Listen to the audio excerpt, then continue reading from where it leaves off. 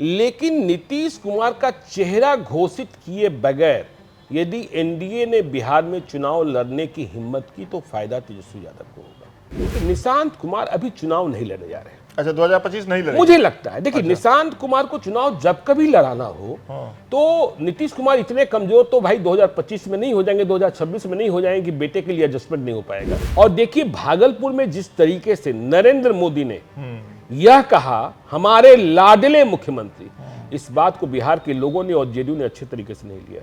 अच्छे से नहीं लिया? नहीं लिया भाई। ठीक है, सम्मानित कहना ठीक है, लाडला किसको कहा जाता है अपने बच्चे को? अब नरेंद्र मोदी नीतीश कुमार को लाडला कहेंगे? लाडली बहन योजना चला रहे हैं ना आप? लाडली बहन योजना चला रहे हैं ना? लाडली बहन योजना चला रहे हैं ना? छोटा कर दिया नीतीश, छोटा कर दिया, बच्चा कर दिया। हमारे लाडले मुख्यमंत्री।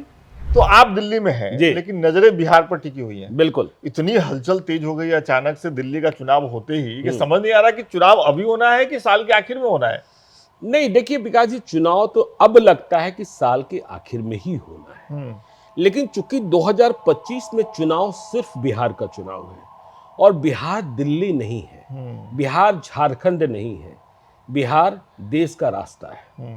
इसलिए बिहार के चुनाव पर पूरे देश की निगाह, और बिहार में क्या होगा नहीं होगा, एनडीए किस तरीके से लड़ेगा, इंडिया ब्लॉक किस तरीके से लड़ेगा, नीतीश कुमार की सेहत कैसी रहेगी, यह बड़ा सवाल है। लेकिन चुनाव अब समय पर होता ही दिख रहा है, पहले नहीं होगा। हाँ, पहले मुझे नहीं लगता है, क्योंकि अब संभावनाएं बहुत कम होती जा रही हैं।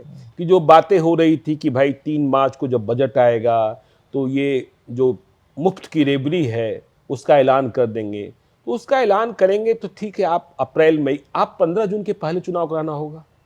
मॉनसून 15 जून को आ जाता है, अब मई का महीना ही बचता है आपके पास।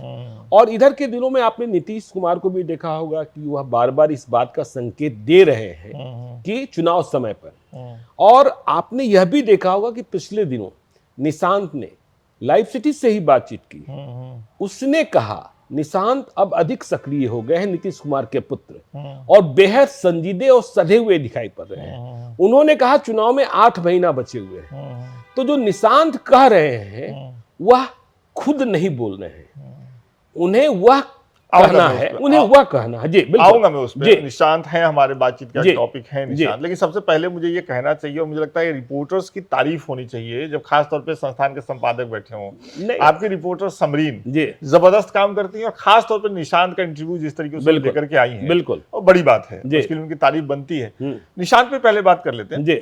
जनवरी से, इसी साल जनवरी से अगर आप देखें तो हल्का हल्का निशांत मीडिया के सामने आने लगे और अभी तो पिछले 5 दिन में वो बार बार मीडिया से टकरा रहे हैं, बयान दे रहे हैं। उनका ये वाला बयान कि एनडीए पिताजी को सीएम का फेस घोषित करे, क्या है इसके पीछे की रणनीति, थोड़ा खोल दीजिए। नहीं, देखिए, एनडीए को घोषित करना होगा, आप चुनाव के बाद क्या करोगे यह बात का सवाल है।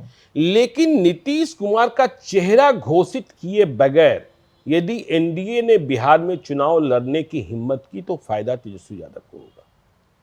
देखिए, नीतीश कुमार का विकल्प अभी बिहार में कोई दूसरा नहीं बन पाया। बीजेपी के भीतर तो कोई है ही नहीं। बीजेपी सेंध मारने की कोशिश कर रही है, मंत्रिपरिषद विस्तार पर भी आएंगे ही आप।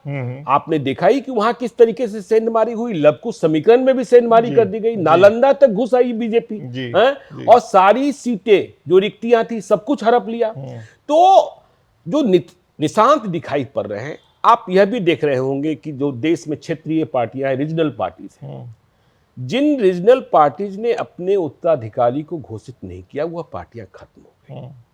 और यह भी आप देख रहे होंगे, समझते हैं कि उत्तराधिकारी का मतलब बेटा, बेटी और पत्नी ही होती है, भतीजा, साला ये सब नहीं, भाई ये सब नहीं चलता है।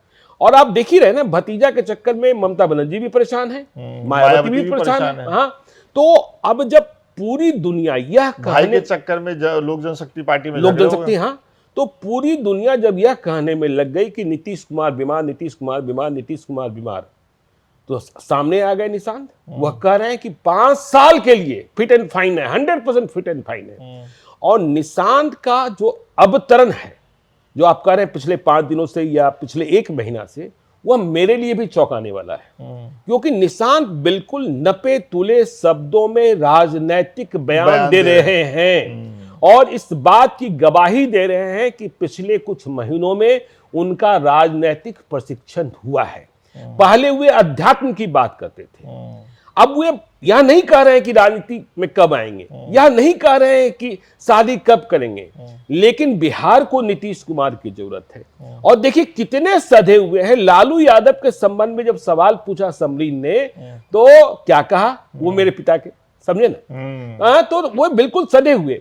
तो देखिए मुझे ऐसा लगता है कि निशांत कुमार अभी चुनाव नहीं लड़ने जा रहे हैं। अच्छा, 2025 नहीं लड़ेंगे? मुझे लगता है, देखिए निशांत कुमार को चुनाव जब कभी लड़ाना हो तो नीतीश कुमार इतने कमजोर तो भाई 2025 में नहीं हो जाएंगे, 2026 में नहीं हो जाएंगे, बेटे के लिए एडजस्टमेंट नहीं हो पाएगा, ठीक है ना, नहीं हो सकता है। तो चुनाव के बाद जो स्थितियां और परिस्थितियां बनेगी, क्योंकि अभी चुनाव नीतीश कुमार के नाम पर होना है। अच्छा। और यदि निशांत को अभी ले आए राजनीति में तो जिस परिवारवाद को लेकर हमला बोलते हैं वह तो मामला बन जाएगा। हाँ, वो तो मामला खराब हो जाएगा ना, कि भाई आप कैसे कर सकते हो, आप तो लेके आ गए निशांत को। हाँ, तो निशांत का प्रशिक्षण अभी और जारी रहेगा, आगे बढ़ेगा, और निशांत में परिपक्वता। और निशांत देखिए चूंकि नीतीश कुमार के पुत्र हैं, मुझे जानकारी यह है कि भारत सरकार के एक केंद्रीय मंत्री, अच्छा, नीतीश कुमार के एक मित्र, अच्छा, जो उनके साथी, समझे ना, और बिहार में नीतीश कुमार के मित्र और एक रिटायर्ड आईएएस पदाधिकारी जिन्होंने बीआरएस लिया है, ये तीनों मिलकर निशांत को राजनीतिक प्रशिक्षण दे रहे हैं। अच्छा। और एक बात यह समझ लीजिए कि जेडीयू का उत्तराधिकारी कुर्मी ही होगा। अब वो नीतीश कुमार का बेटा होगा या कोई और होगा, नीतीश कुमार का बेटा ही श्रेयस्कर है। और देखिए आपने वो वीडियो देखा, आपने कमेंट बॉक्स भी देखा होगा, बिल्कुल लोगों की अवधारणा ही बदल गई है। हाँ, ये मैं देख रहा हूं कि बाकी मतलब निशांत को लेकर के एक अलग तरीके का भाव आ रहा है। जैसे दूसरे नेताओं के बाल बच्चे आते हैं तो थोड़ा सा होता है आलोचना, लेकिन इसमें मैं देख रहा हूं कि हालांकि है तो ये भी परिवारवाद का ही आगे बढ़ना, नैतिक तौर पर तो ये परिवारवाद ही है, लेकिन मैं निशांत को लेकर के जो एक भाव देख रहा हूँ कि हाँ आइए आपकी जरूरत है, पटना में पोस्टर भी लगे, हालांकि उनके नेताओं ने लगवाए। मैं आपसे पूछता हूँ कि क्या नीतीश कुमार के बेटे निशांत अगर राजनीति में आते हैं इस चुनाव में, नहीं चुनाव के बाद, तो नीतीश कुमार का जो इतिहास में योगदान है एक समाजवादी नेता के तौर पे, जिस पे भ्रष्टाचार का आरोप नहीं है, जिसने परिवार को कभी आने नहीं दिया, वो खत्म नहीं हो जाएगा? नीतीश कुमार की लेगेसी खत्म नहीं हो जाएगी? नहीं, नीतीश कुमार की लेगेसी पर बट्टा तो जरूर लगेगा, लेकिन आपने यह भी देखा होगा कि देखिए हमने कहा इस चुनाव के बाद, ठीक है, आप कर्पूरी ठाकुर का उदाहरण ले सकते हैं कि भाई जब रामनाथ ठाकुर को उनके जीते जी टिकट दिया जा रहा था तो उन्होंने कहा कि मना कर दिया, हाँ मैं चुनाव नहीं लड़ूंगा। तो अब यदि जेडीयू को संभालने की बात आएगी, चुनाव के बाद 5 साल का मौका होगा, चुनाव के बाद, और 5 साल किसी भी क्राइसिस को मैनेज करने के लिए बहुत बड़ा वक्त होता है, बहुत बड़ा वक्त होता है। और देखिए हर बार जब यह बात होती है कि नीतीश कुमार के उत्तराधिकारी फला फला फला फला, तो इतनी खिड़कियां खुल जाती हैं, इतने खेमे बन जाते हैं। देखिए मनीष वर्मा को एमएलसी बनने से रोकने के लिए जितने कौन थे, जितने एक दूसरे के दुश्मन थे, सभी इकट्ठा हो गए थे, लेकिन निशांत के नाम पर किसी को आपत्ति नहीं होगी। हाँ, ये तो मैं हाँ, निशांत के नाम पर किसी को आपत्ति नहीं होगी, तो वो बट्टा तो लगेगा। और देखिए नीतीश कुमार की राजनीतिक पारी अब चुनाव के बाद वह कितने दिनों के मुख्यमंत्री होंगे, नहीं होंगे, उनके नेतृत्व में चुनाव जीता जा सकेगा, नहीं जीता जा सकेगा, चुनाव के वक्त सेहत कैसी रहती है, यह बड़ा सवाल है। क्योंकि देखिए अब नीतीश कुमार दुनिया को यह बताने में लगे हैं कि मैं फिट हूं, ठीक है। आप इधर के दिनों में उनकी गतिविधियों को देखिए, मैं पिछले 1 साल से नोटिस कर रहा था कि वो शादी समारोह में नहीं जा रहे हैं, और जा भी रहे हैं तो समय से पहले चले जा रहे हैं या अगले दिन जा रहे हैं, ताकि बहुत सारे अतिथियों से सामना न हो। लेकिन अब वह जाना शुरू कर चुके हैं, तो इसका मतलब है कि वह अपने को फिट महसूस कर रहे हैं। और देखिए भागलपुर में जिस तरीके से नरेंद्र मोदी ने यह कहा, हमारे लाडले मुख्यमंत्री, इस बात को बिहार के लोगों ने और जेडीयू ने अच्छे तरीके से नहीं लिया। अच्छे से नहीं लिया भाई, ठीक है, सम्मानित कहना ठीक है, लाडला किसको कहा जाता है? अपने बच्चे को। अब नरेंद्र मोदी नीतीश कुमार को लाडला कहेंगे? लाडली बहन योजना चला रहे हैं ना आप, लाडली बहन योजना चला रहे हैं ना, लाडली बहन योजना चला रहे हैं ना, छोटा कर दिया नीतीश, छोटा कर दिया, बच्चा कर दिया। हमारे लाडले मुख्यमंत्री। याद है ना 2015 नीतीश कुमार के डीएनए, हाँ बिल्कुल याद है ना, याद है ना। हाँ तो फिर और इतनी बात समझ लीजिए, यदि नरेंद्र मोदी यह समझते हैं कि वह सबसे बड़े चाणक्य हैं, तो नीतीश कुमार की सेहत, मेंटल फिटनेस बिल्कुल यदि सलामत हो तो वह नरेंद्र मोदी से भी निपटना जानते हैं, और 2015 में उन्होंने दिखाया है। अच्छा, नीतीश कुमार से इतर प्रशांत किशोर पदयात्रा की, उपचुनाव लड़े, अब चुनाव सर पे है और वो तमिलनाडु जाकर के एक नई पार्टी के लिए वहाँ काम करने वाले हैं। जिस सीरियसनेस की हमने बात की थी पिछले एपिसोड में कि प्रशांत किशोर पूरी गंभीरता से लगे रहेंगे कि नहीं बिहार में, आपको लग रहा है कि वो मतलब समय दे पाएंगे, वहाँ भी चुनाव लड़वा पाएंगे, यहाँ चुनाव है इतना बड़ा? तो देखिए, मुझे ये लगता है कि प्रशांत किशोर की जिस तमिलनाडु यात्रा को लेकर आप चर्चा कर रहे हैं कि वो तमिलनाडु अभी बिहार चुनाव के पहले नहीं जा रहे हैं। वो वहाँ उनके समारोह में शामिल होने के तुरंत बाद पटना लौट आए, और 27 तारीख को उन्होंने अपने कार्यकर्ताओं के साथ, संगठन के साथ बैठक की, क्योंकि उन्हें भी पता है कि यदि हम बिहार चुके, देखिए इस बात से हम सहमत हैं कि जो वो प्रारंभिक तौर पर कह रहे थे शुरुआत में कि 125 से कम सीटें आई तो प्रशांत किशोर की हार होगी, तो इस बार प्रशांत किशोर सत्ता की रेस में नंबर 1 नंबर 2 नहीं है, लेकिन प्रशांत किशोर फैक्टर होंगे नुकसान पहुंचाने वाले और लाभ पहुंचाने वाले। किसको ज्यादा नुकसान पहुंचाएंगे? जेडीयू को और आरजेडी को, जनता दल यूनाइटेड को और आरजेडी को। क्लियर है? हाँ, एकदम बिल्कुल क्लियर है। और देखिए, मैं इधर के दिनों में देख रहा हूं कि जो उनके साथ लोग जुड़ रहे हैं वो नई जमात के लोग हैं। मैं कई लोगों का इंटरव्यू भी कर रहा हूं, पढ़े लिखे लोग हैं। अब देखिए, उनकी रणनीति भी बदल रही है। जैसे अब वो कह रहे हैं 40% नए लोगों को टिकट देंगे, तो 60% पुराने लोग आ सकते हैं। जब उन्होंने उपचुनाव लड़ा, उन्होंने यह देखा कि नहीं, बिहार की सरजमी अभी तैयार नहीं है जैसा वह सोचते हैं, लेकिन 10% मत, आपको याद होगा काशीराम जब पहली बार उपचुनाव लड़े थे जी, जब मायावती पहली बार उपचुनाव लड़ी थी, 6% मत आए थे, लेकिन उस 6% मत ने और 9% मत ने काशीराम और मायावती को, हाँ बिल्कुल, हाँ, तो 10% मत, 5% मत के आधार पर, 6% मत के आधार पर आप चिराग पासवान को देख रहे हैं। और इस बात को देखिए, मैं सारण के किसी नेता से मिल रहा था, बीजेपी के नेता है, वो कह रहे थे मुकाबला इतना नजदीकी है बीजेपी और मतलब इंडिया ब्लॉक और एनडीए में, जहां 5,000 10,000 वोट बहुत मायने रखता है। तो कहां किसको नुकसान पहुंच जाएगा? ऐसा नहीं है कि बीजेपी को नुकसान नहीं पहुंचेगा। अब यदि देखिए, पटना के शहरी क्षेत्र में प्रशांत किशोर ने अपने उम्मीदवार उतार दिए और कुछ खेल दिया, तो किसको नुकसान पहुंचेगा? बीजेपी को भी नुकसान पहुंचेगा, लेकिन आरजेडी और जेडीयू को सबसे बड़ा नुकसान पहुंचने वाला है। और इस बात का एहसास जेडीयू को है, क्योंकि आप याद कीजिए कि जेडीयू इन दिनों प्रशांत किशोर पर ज्यादा हमलावर है, बीजेपी हमलावर नहीं है। बिल्कुल, वह आमदनी का हिसाब मांग रही है, ठीक है, अपना नहीं बता रही है कि उनके यहाँ जब इलेक्ट्रोल बॉन्ड आया था तो उनके यहाँ कोई फेक का चला आता है, उसे वो भुना लेते हैं। आपके यहाँ कोई फेक का चला आएगा, आप उसे भुना लीजिएगा।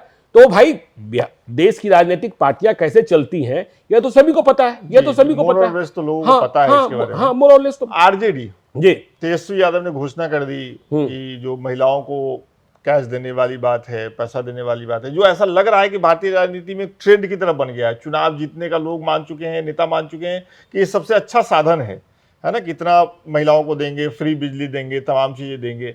इसका काट आप सोच रहे हैं कि आने वाले दिनों में अब बजट आने वाला, जैसा आप कह रहे थे? तो विकास जी, देखिए, मैंने प्रारंभ में ही कहा आपको कि देखिए, नीतीश कुमार का विकल्प अभी, लेकिन जो यह सवाल आपने उठाया है कि मैं दिल्ली में किसी ऐसी एजेंसी से मिल रहा था जो लगातार ओपिनियन पोल्स करते हैं और ग्राउंड सर्वे रिपोर्ट तैयार करते हैं, वे कह रहे थे कि देखिए, बिहार में फ्री रेबड़ी, अब तक मुफ्त की रेबड़ी बिहार में नहीं बटी है और नीतीश कुमार इसके पक्षधर भी नहीं रहे।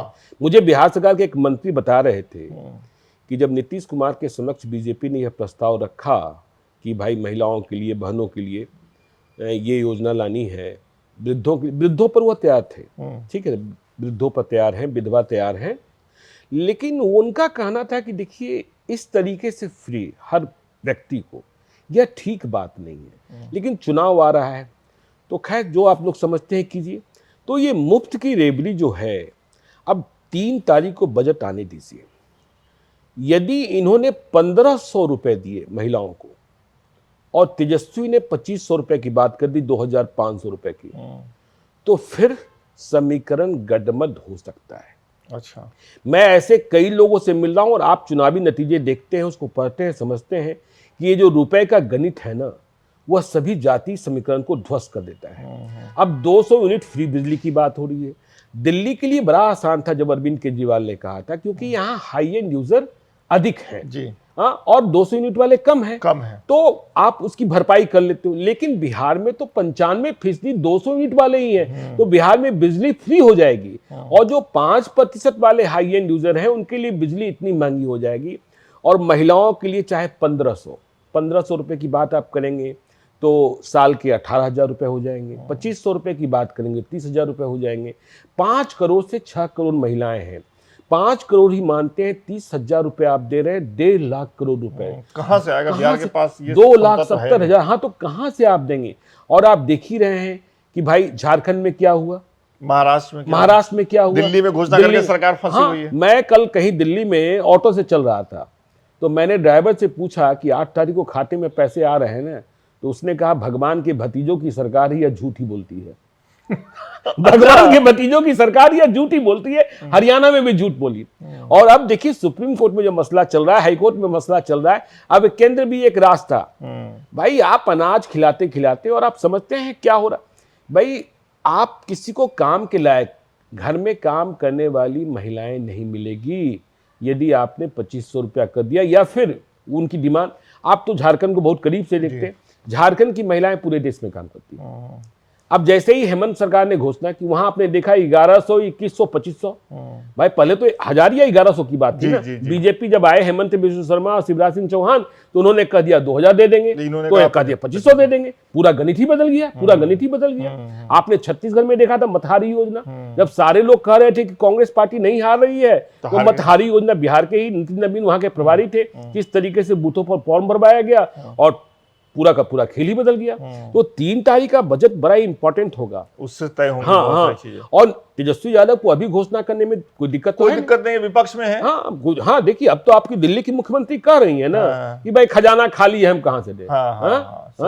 अभी तो घोषणा करने में कोई दिक्कत है नहीं। और तेजस्वी यादव अपने लोगों से कह रहे कोई बात मत करो, सब बात भूल जाओ, सिर्फ गांव में जाओ और कहो कि 2,500 रुपया फ्री देंगे, आप फ्री देंगे, और इसके बाद क्या बोलता है 200 यूनिट बिजली फ्री देंगे। इसके बाद क्या हुआ क्या नहीं हुआ, कहां समीकरण, क्योंकि अब तक हम लोग यह मानते हैं कि महिलाओं की कंस्टिट्यूंसी नीतीश कुमार ने डेवलप कर रखी है, लेकिन यह प्रभावित हो सकता है विकास। अगर ये पैसे वाली बात चलेगी, पैसे वाली बात चली तो मुफ्त की रेबड़ी के चक्कर में प्रभावित हो सकता है।